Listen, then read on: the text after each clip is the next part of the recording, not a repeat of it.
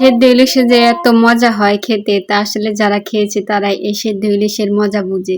কোনো রকম মশলা নেই, খেতে অত্যন্ত সুস্বাদু, শুধু সেদ্ধ দিলেই হয়ে যায়।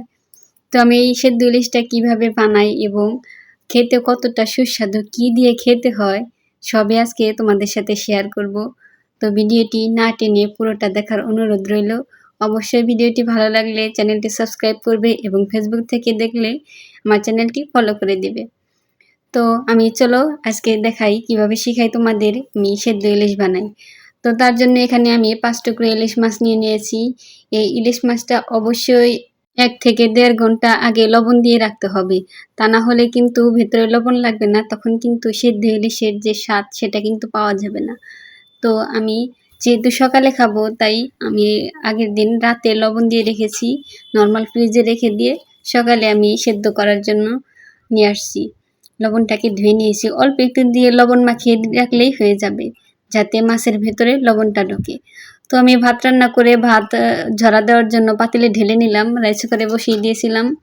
তো এখন আমি এই মাছগুলো সরাসরি এই ভাতের সাথে দিয়ে দিব। অনেকে বলতে পারেন এভাবে কি মাছ খাওয়া যায় নাকি? বিশ্বাস করুন, একবার হলেও ট্রাই করে দেখবেন। সেদ্ধ ইলিশের যে কি ঘ্রাণ আর যে ইলিশের যে তেলটা, সেই তেলটা ভাতের সাথে মিক্স হয়ে শুধু ভাত খেতেও অনেক ভালো লাগে। ভাতের সাথে ইলিশ মাছের যে ঘ্রাণ, এই ঘ্রাণটা মিশে যায়, তখন খেতে কিন্তু দুর্দান্ত লাগে। তো আমি সবগুলো ইলিশ মাছ এখানে দিয়ে এখন ভাতটাকে ঝরা দিয়ে দিলাম। এই তো ঝরা হয়ে গেছে। এখন আমি শুধু ঝরা হয়ে যাওয়া পর্যন্তই অপেক্ষা করব। অনেকে হয়তো মনে করে যে সেদ্ধ হবে কিনা বা কাঁচা থেকে যাবে কিনা, আমি তোমাদের সেটাও দেখাবো। একটুও কাঁচা থাকবে না এবং খেতে অনেক মজা লাগবে। এই যে আমি নামিয়ে নিয়ে আসছি, দেখো কত সুন্দর হয়েছে। এবং এই ভাত দিয়ে যে একটা ইলিশের সুঘ্রাণ বের হচ্ছে, এটা আসলে মোহনীয়, খুবই ভালো লাগে।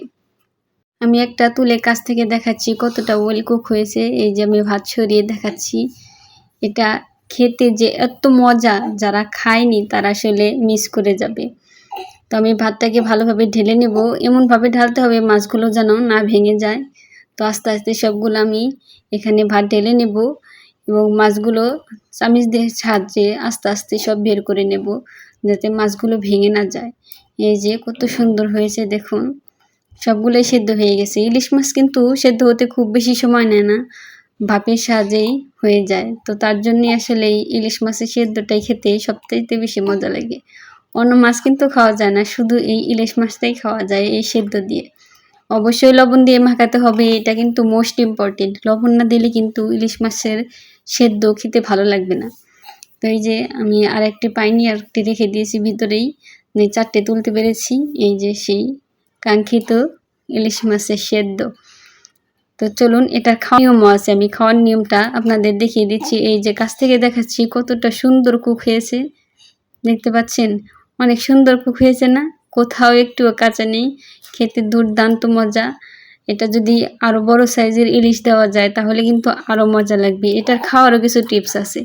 এটা খেতে হবে অবশ্যই পেঁয়াজ কাঁচামরিচ দিয়ে। পেঁয়াজ কাঁচামরিচ দিয়ে খেলে অনেক মজা লাগে। এই যে আমি একটু ভেঙে দেখাচ্ছি কতটা ওয়েল কুক হয়েছে। এই যে দেখুন, একটিও কিন্তু কাঁচা নেই। লবণ দেওয়ার জন্য এটি একদম রোয়া রোয়া হয়ে গেছে।